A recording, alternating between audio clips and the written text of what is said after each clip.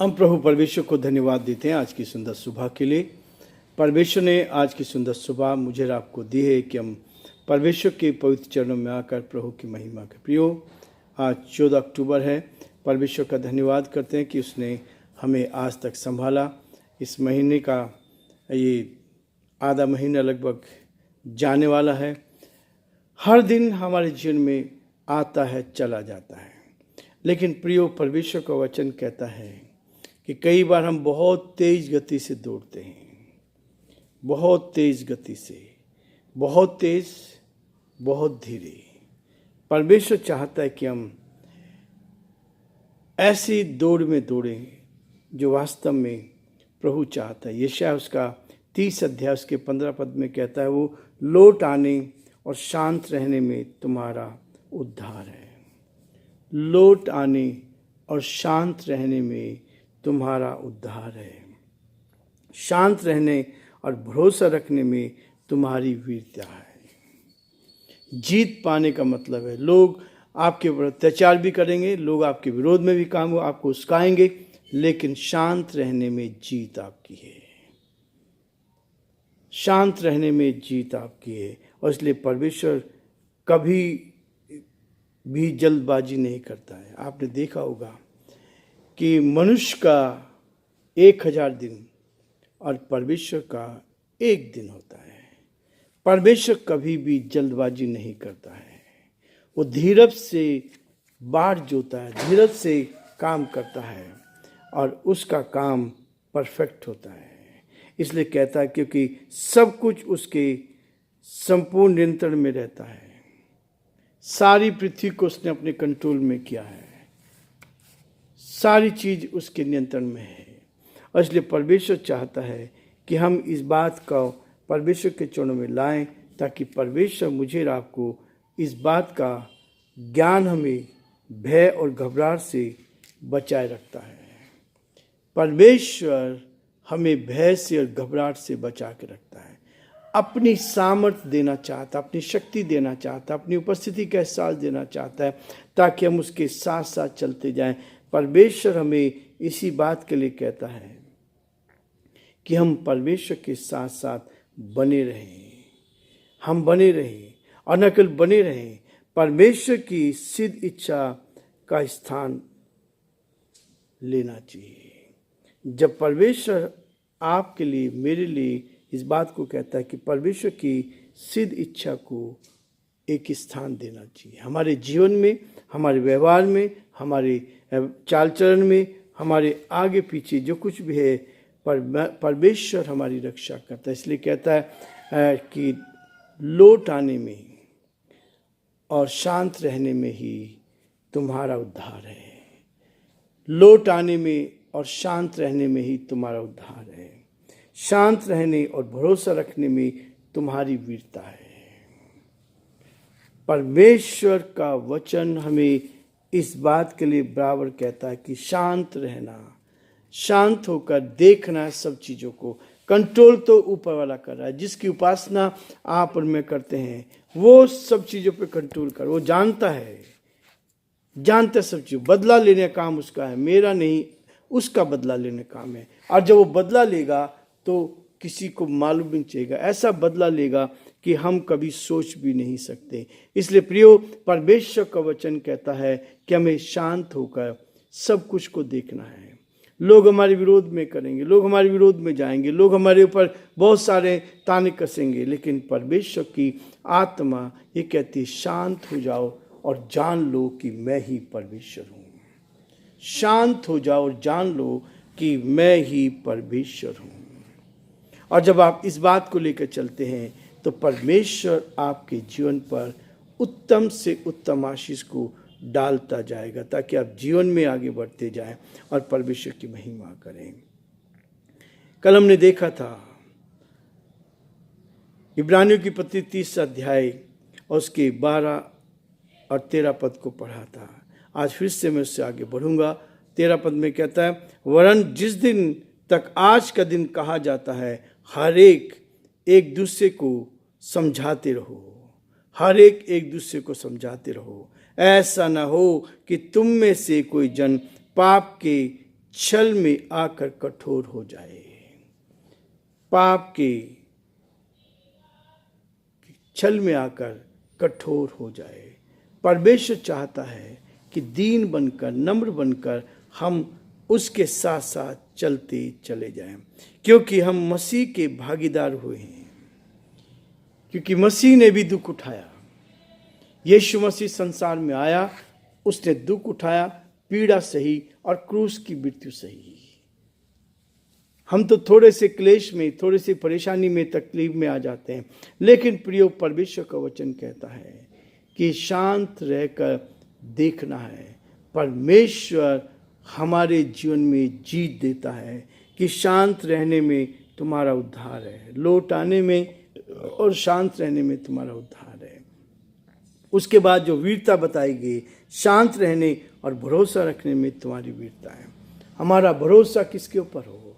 हम ऊपर वाले को याद, जब कुछ नहीं हो पाता तब ऊपर वाले को याद, क्यों ना हम रोज उसको याद करें, ऊपर वाले को रोज याद करें, उस पर भरोसा रखें, उसकी इच्छा को पूरा करें, उसकी मर्जी को पूरा करें। इसलिए कहता है 14 पद में कह रहा है, क्योंकि हम मसीह के भागीदार हुए हैं, यदि हम अपने प्रथम भरोसे पर अंत तक दृढ़ता से स्थिर रहें, जैसा कहा जाता है, यदि आज तुम उसका शब्द सुनो तो अपने मन को कठोर ना करो। यदि आज उसका शब्द सुने, परमेश्वर हमारे जीवन से बात करता है, वो हमारे साथ रहता है, अपनी इच्छा को पूरा करना चाहता है, उसकी आवाज को सुनना शुरू कर दें। वो परफेक्ट काम करता है, उसमें कोई बदलाव नहीं होता है।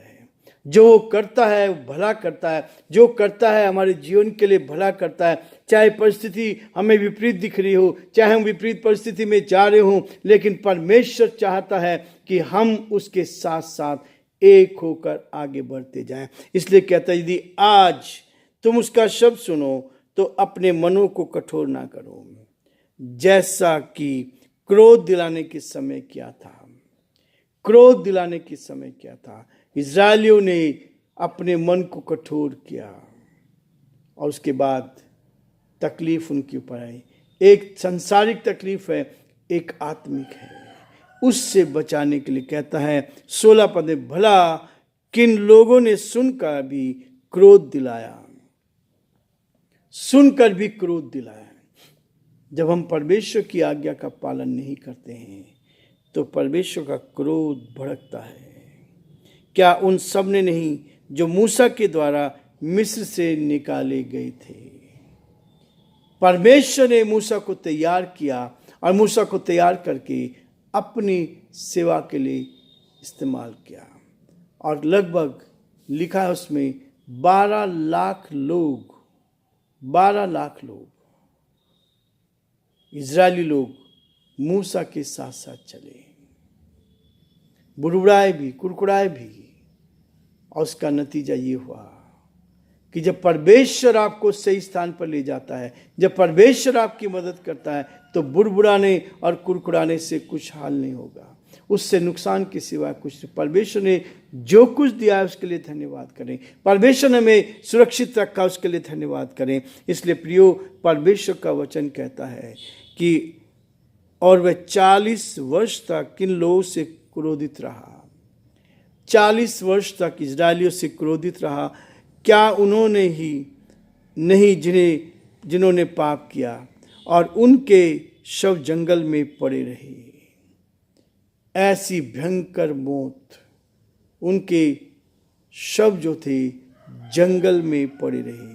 और जिसने किन से शपथ खाई कि तुम मेरे विश्राम में प्रवेश करने ना पाओगे। परमेश्वर पाप को बर्दाश्त नहीं करता, परमेश्वर बर्दाश्त नहीं करता। मूसा जो परमेश्वर का चुना हुआ था, परमेश्वर ने उसको कहा कि जाकर, जब पानी नहीं था इजरायलियों के पास, उससे कहा कि चट्टान से जाके बोल, 3 बार चट्टान से बोलना। मूसा ने क्रोधित होकर अपनी लाठी जो उसके पास थी 3 बार उसने उस पहाड़ पर मारी। पहाड़ को बोलने के लिए कहा था, लेकिन वही उसका एक गुनाह जो था उसको कनान देश में नहीं पहुंचा पाया। जिस चीज के लिए इस्राएलियों को निकाला गया था उनमें से केवल 2 जन, पुरानी पीढ़ी 40 वर्षों में समाप्त हो गई।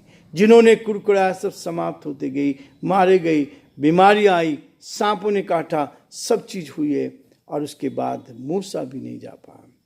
केवल यहोशू और कालेब 2 व्यक्ति जिन्होंने परमेश्वर की आज्ञा का पालन किया। और मूसा के बाद परमेश्वर ने यहोशू को जिम्मेवारी दी कि व्यवस्था की पुस्तक तेरे चित्त से कभी उतरने न पाए, रात दिन इसी में ध्यान के रहना, और जो कुछ उसमें लिखा है उसके अनुसार करने की तू चौकसी करे। यहोशू के पहले अध्याय में उसके 8 और 9 पद में इस बात को देखते हैं कि जहां जहां तू जाएगा वहां वहां तेरा परमेश्वर यहोवा तेरे साथ रहेगा। जहां जहां तू जाएगा और तेरे काम सफल होंगे, तू प्रभावशाली होगा। इतनी बड़ी प्रतिज्ञा यहोशू को दी और आज मुझे और आपको भी ये प्रतिज्ञा देता है कि व्यवस्था की पुस्तक तेरे चित्त से कभी उतरने ना पाए, रात दिन इसी में ध्यान के रहना, और जो कुछ उसमें लिखा है उसके अनुसार करने की तू चौकसी करे। चौकसी का मतलब है सावधानी के साथ। गलतियां हो सकती हैं, लेकिन प्रियो परमेश्वर का वचन कहता है चौकसी करनी है। और तब तू क्या होगा? प्रभावशाली होगा। जिस काम में तू हाथ लगाएगा उस काम को मैं पूरा करूंगा। ये परमेश्वर का वचन है, इसको इस्तेमाल करके देखे, परमेश्वर आपके जीवन पर आशीष और बरकत देगा। इसलिए हमें धीरज के साथ इस बात को देखना है कि लौट आने और शांत रहने में ही तुम्हारा उद्धार है। शांत रहने में और भरोसा रखने में ही तुम्हारी वीरता है। ये संसार की बातें नहीं है, ये आत्मिक बातें हैं। जिन्होंने इस बात को सीख लिया वो आगे बढ़े हैं। परमेश्वर हमें आगे बढ़ाना चाहता है ताकि हम आगे बढ़कर परमेश्वर की महिमा करते जाएं और जो प्रभु की इच्छा उसको पूरा कर सकें। 18 पद में कहता है, और जिसने किनसे शपथ खाई कि तुम मेरे विश्राम में प्रवेश न करने पाओगे, क्या केवल उनसे नहीं जिन्होंने आज्ञा ना मानी। परमेश्वर की संगति में आज्ञा पालन करने वाले को आगे बढ़ाता है। और आज हम इस अध्याय का अंत कर रहे हैं। 19 पद कह रहा, अतः हम देखते हैं कि वे अविश्वास के कारण प्रवेश ना कर सके। केवल 2 व्यक्ति जो मिस्र से निकले थे, उनमें से केवल 2 व्यक्ति यहोशू और कालेब, उन्होंने विश्वास योग्यता के साथ जो उनको काम दिया गया उसको पूरा किया। इसलिए प्रियो, परमेश्वर चाहता है कि हम विश्वास योग्य बने और धीरज से उसकी बाट जोहें। और वो कहता है शांत रहने में और लौट आने में तुम्हारा उद्धार है। लेकिन उसके बाद वो इस बात को भी कहता है शांत रहने में और भरोसा रखने में तुम्हारी वीरता है। परमेश्वर हमें वीर बनाना चाहता, आगे बढ़ाना चाहता है ताकि हम परमेश्वर की महिमा करें। प्रभु आप सबको बहुत बड़ी बरकत और आशीष दे।